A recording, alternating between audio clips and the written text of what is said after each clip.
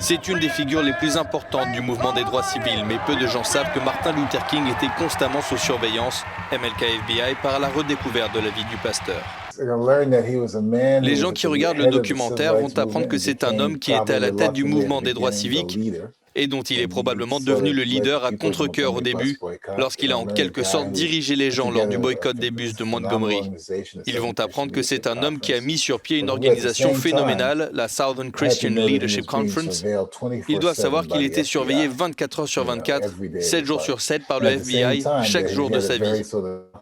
Et en même temps, il avait une vie personnelle très compliquée. Non seulement une femme et des enfants, mais aussi des liaisons avec d'autres femmes lorsqu'il était en déplacement. En 1967, il a réalisé qu'il devait se prononcer sur la question du Vietnam.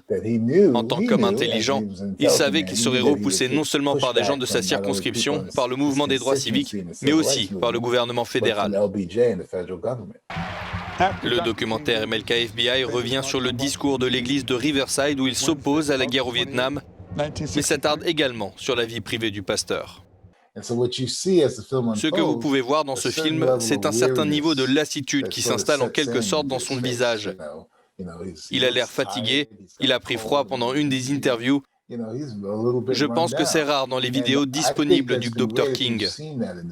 Je pense que c'est parce que nous faisons ce que j'appelle cette histoire parallèle où vous voyez ce que King traverse.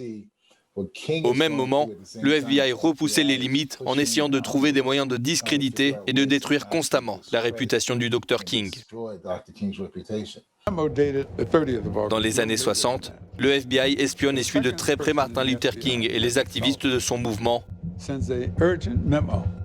Une note interne du numéro 2 du FBI va même jusqu'à qualifier le Dr Martin Luther King d'homme noir le plus dangereux des États-Unis.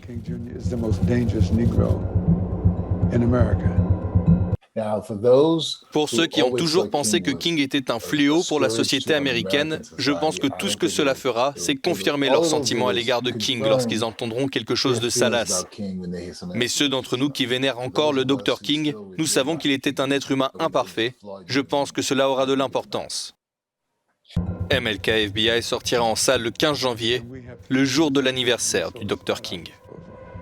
To destroy him.